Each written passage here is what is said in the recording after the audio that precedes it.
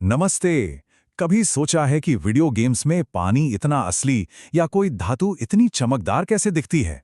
इसका सारा राज unity shaders में छिपा है। आज हम इसी को समझेंगे कि ये शेडर्स गेम की दुनिया में जान कैसे डाल देते हैं। जरा स्क्रीन पर देखिए। एक तरफ एक बिल्कुल सादा सा 3D गोला है और दूसरी तरफ वही गोला एक चमकदार मेटालिक चीज में बदल गया है। ये जादू हुआ कैसे? जवाब एक ही शब्द में है, शेडर्स। ठीक है, तो हमने देखा कि शेडर्स क्या कमाल कर सकते हैं, पर सवाल ये है कि आखिर ये चीज है क्या। चलिए इसे समझते हैं और जानते हैं कि इन्हें जीपीयू का पेंट ब्रश आखिर क्यों कहा जाता है। तो आसान भाषा में अगर समझें तो शेडर एक छोटा सा प्रोग्राम है। यह कोई बड़ी भारी भरकम चीज नहीं है। एक छोटा सा प्रोग्राम जो हमारे ग्राफिक्स कार्ड यानी जीपीयू पर चलता है, और इसका काम बस इतना है कि ये तय करे कि कोई भी 3D ऑब्जेक्ट स्क्रीन पर कैसा दिखेगा, उसका रंग कैसा होगा, उसकी बनावट कैसी होगी, उस पर रोशनी कैसे पड़ेगी, ये सब कुछ। तो अब जब हम ये जान गए हैं कि शेडर क्या है, सवाल उठता है इसे बनाते कैसे हैं। यूनिटी में इसके लिए एक पूरी टूल किट है और इसमें ना दो मेन रास्ते हैं। चलिए देखते हैं कि अपने काम के लिए सही टूल कैसे चुने। अब ये दिलचस्प है। यूनिटी हमें दो ऑप्शन देता है। एक तरफ है शेडर ग्राफ, जो एक विजुअल नोड बेस्ड सिस्टम है।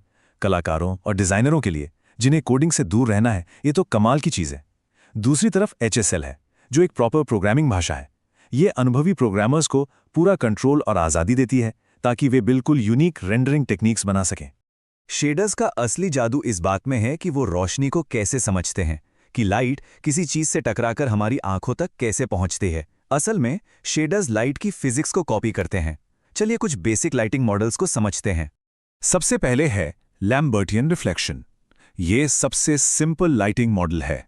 इसमें होता क्या है कि जब लाइट किसी सतह से टकराती है तो वो हर दिशा में बराबर फैल जाती है। अगर किसी को एक सॉफ्ट नेचुरल लुक चाहिए, जैसे दीवार या कपड़े के लिए, तो लैम्बर्टियन मॉडल एकदम सही शुरुआत है। इसके बाद आता है फॉन्ग रिफ्लेक्शन। ये लैम्बर्टियन के ऊपर एक और लेयर चढ़ाता है स्पेक्युलर हाइलाइट्स की, मतलब चमक की। और यहां जरूरी बात यह है कि वो चमक देखने वाले के एंगल पर निर्भर करती है। इसी से प्लास्टिक या कांच जैसी चीजों में एक जान आ जाती है। और फिर है ब्लिन फॉन्ग रिफ्लेक्शन। आप इसे फॉन्ग का एक स्मार्ट और तेज वर्जन समझ सकते हैं। ये कम कैलकुलेशन के साथ ज्यादा रियलिस्टिक, थोड़ी सॉफ्ट चमक पैदा करता है। ज्यादातर गेम्स में आपको यही मिलेगा, क्योंकि ये खूबसूरती और परफॉर्मेंस के बीच एक शानदार बैलेंस बनाता है। तो ये तो हो गए लाइट के नियम, लेकिन गेम सिर्फ असलियत की नकल करना तो नहीं है, है ना? यहाँ आर्टिस्टिक होना भी जरूरी है। चलिए अब लाइटिंग से आगे बढ़ते हैं और देखते हैं कि हम पूरी तरह से कस्टम लुक्स कैसे बना सकते हैं। यूनिटी में सरफेस शेडर बनाना ना बड़ा ही सिस्टमैटिक प्रोसेस है। सबसे पहले आप एक बने बनाए टेम्पलेट से शुरू करते हैं। यूनिटी आपको एक स्टार्टिंग पॉइंट दे देता है। फिर आप रंग और टेक्सचर जैसी प्रॉपर्टी सेट करते हैं और आखिर में अपनी पसंद के लाइटिंग कैलकुलेशंस लागू कर देते हैं। और फिर आता है पोस्ट प्रोसेसिंग। ये वो जादू है जो सब कुछ बन जाने के बाद पूरी स्क्रीन पर लगाया जाता है। इसमें ब्लूम शामिल है, जिससे तेज लाइट ग्लो करने लगती है, डेप्थ ऑफ फील्ड जो फोकस का इफेक्ट डालता है, और कलर ग्रेडिंग जो पूरे सीन के मूड और टोन को ही बदल देता है। अब देखिए, कमाल के विजुअल्स बनाना एक बात है, लेकिन एक बहुत जरूरी चीज है जिसका हमें ध्यान रखना पड़ता है, परफॉर्मेंस। अगर शेडर्स बहुत भारी हो गए तो पूरा गेम ही स्लो हो जाएगा। तो इसका सोल्यूशन क्या है? अपने शेडर्स को ऑप्टिमाइज करना। एक तरीका है कैलकुलेशन को सिंपल रखना।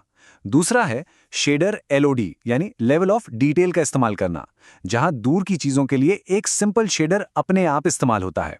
और सबसे जरूरी, यूनिटी के प्रोफाइलर जैसे टूल से लगातार टेस्ट करते रहना, ताकि पता चले कि कहां सुधार की जरूरत है। तो आखिर में बात बस इतनी सी है। शेडर्स में माहिर होने का मतलब सिर्फ खूबसूरत चीजें बनाना नहीं है। असली मास्टरी है अपनी आर्टिस्टिक सोच और गेम की परफॉर्मेंस के बीच वो सही बैलेंस ढूंढना। तो अब ये पेंट ब्रश जिससे पूरी डिजिटल दुनिया बनती है, वो आपके हाथों में है। तो सवाल ये है, आप इससे कौन सी दुनिया बनाना चाहेंगे?